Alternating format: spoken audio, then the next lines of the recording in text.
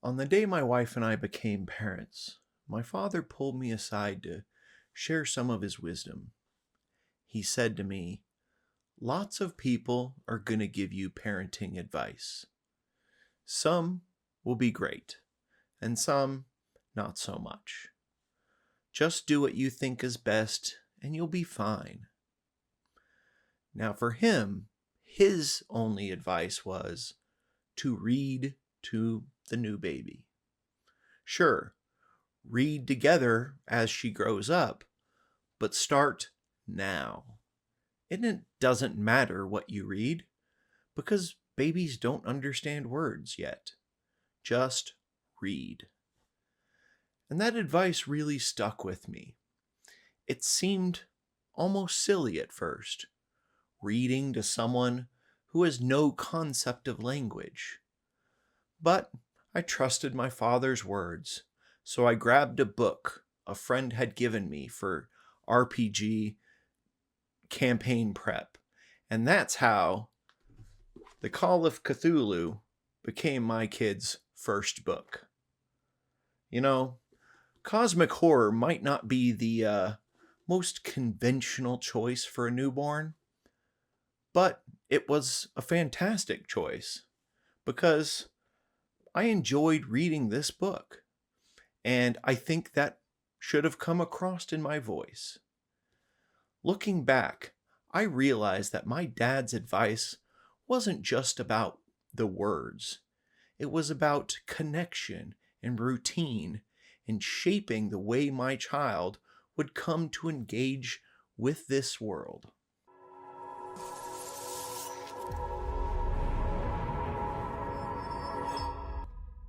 Welcome to Reading Crossbow. I'm Rob, and alongside my co host Lena, we review sci fi and fantasy books each month while diving into other book related topics in our videos.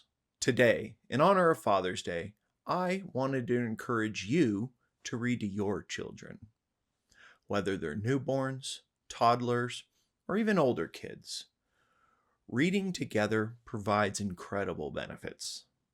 Plus, I have a fun list of books I've enjoyed to share with you. So, let's explore why reading to kids, especially from the very start, makes a lasting difference. At first glance, it might seem like reading to a newborn is kind of pointless. If babies don't understand words yet, what's the benefit? Well, it turns out science has a pretty compelling answer. Studies have shown that early exposure to language does help speed up communication skills and cognitive development. You see, friends and parents and family members often will default to this baby talk when interacting with newborns. This high pitched, gibberish filled sound. Well, while it might be fun and cute and all, babies are constantly just absorbing the world around them. And if nonsense is all that they hear, that's pretty much how they'll begin to form their language skills. If, on the other hand, exposure to real conversations and structured language, like you find in books, it gives them something solid to work with. Reading out loud builds these speech pathways in their brains. It forms a foundation for vocabulary, sentence structure, and comprehension, long before they ever speak their first word. But language isn't the only benefit of reading to your baby. Reading also can strengthen emotional bonds. Holding your baby close while reading to them creates this comforting experience, perhaps similar to the skin to skin bonding that is often done right after birth. They get to hear your voice, feel your warmth, and experience this deep sense of security from that closeness. Reading can also set up routines. If you read right before bedtime, for example, your baby might begin to associate books with winding down, which can actually help them prepare for sleep training. For newborns, it really doesn't matter what you read, at least yet.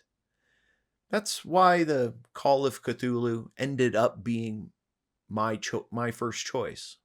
You see, my friend had given me this book to prep for an upcoming D&D campaign, and I figured, well, why not? But as soon as the babies maybe started to understand and recognize words, concepts, and patterns, maybe switch it up to some kid-friendly books rather than that cosmic horror. Reading age-appropriate stories to crawlers and toddlers really does help introduce vocabulary, emotions, and other, maybe even just moral lessons. Studies have shown that kids who grow up surrounded by books perform better academically throughout their entire lives.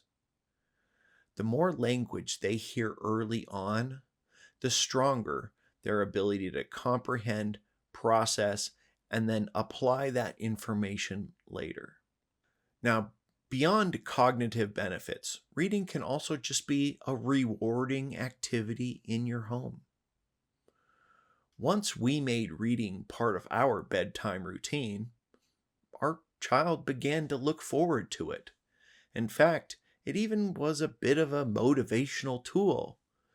We got to say, well, we'll read tonight if you're in bed on time. If you procrastinate, well, we might not be able to read tonight. That little bit of a reward kept our energetic kid on track and in bed at an appropriate time. But as our kid grew older, reading did transform some. First, it was me reading everything. Then, we took turns reading pages, and later, full books. Eventually, I selected books slightly above their reading level to help challenge my child, helping them expand their vocabulary and reading comprehension. And when we got to chaptered books, well, that changed everything.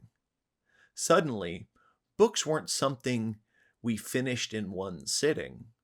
They stretched out over days or weeks and a couple times over months. My kid was able to follow plot lines, remember details from previous nights, and would try to anticipate what was going to happen next. This helped build attention span and memory skills. And truthfully, I was thrilled because the stories were getting a whole lot more entertaining for me as well.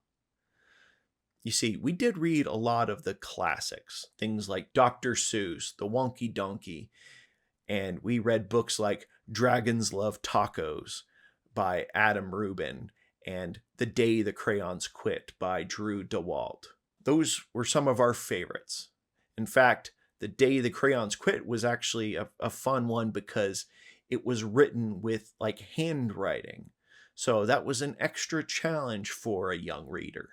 Later on, a friend gifted us a box set of Roald Dahl, and we started to read those books together. Those books are great, though sometimes they introduced some, let's say, outdated vocabulary or themes that maybe felt a little uncomfortable to modern ears.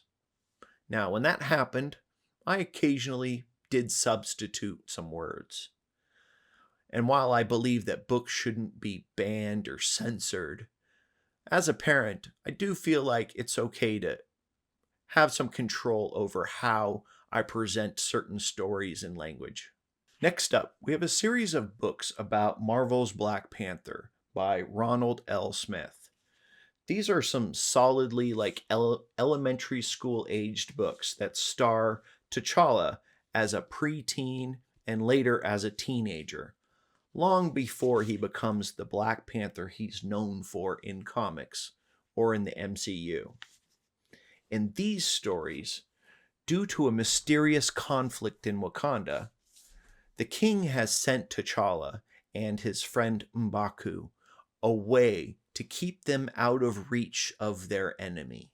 Using some aliases, T'Challa and M'Baku attend a school in Chicago in the United States. Now, the stories include a bit of culture shock, which is kind of fun, and each book also features a supernatural enemy that is afoot. And T'Challa and M'Baku and their new American school-aged friends must solve these mysteries and defeat these enemies. Each book is a great story and providing a lot of entertainment for youths and adults alike. Finally, let's talk about Dragon Ops by Mari Mancusi. This book is one part Jurassic Park and one part Sword Art Online. In the story, some kids get to beta test a new augmented reality fantasy theme park. Visitors to this island get put on these AR goggles and put on haptic suits in order to play out this fantasy themed game right out of like D&D or World of Warcraft. The suit and goggles together almost give you this Star Trek holodeck experience where you can feel solid objects where in reality there is nothing, and even feel an opponent's attacks as heat or blunt force hits, for example. Now, as expected for this kind of story, a rogue AI takes over the experience, locking the kids into the game with no safety limits.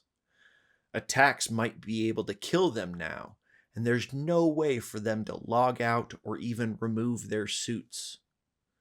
The only way out is for the kids to level up and defeat the AI that has taken the form of a massive dragon in the game.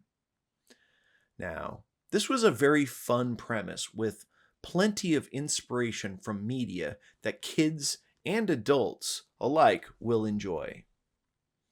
Now, if you have middle schoolers, I'd suggest books that maybe I liked at that age. Things like the Dragonlance Chronicles and the Harper's anthologies, if their interests maybe lean towards D&D. Better yet, just take them to the bookstore or library and let them pick out something for themselves. Because if they love the book that they chose, they might love reading that book even more. I feel like my dad really did give me some great advice. Just read to your kids. It strengthens your family bonds, sharpens their minds, and can build lifelong habits. So, happy Father's Day, and I'll see you next time. Thank you.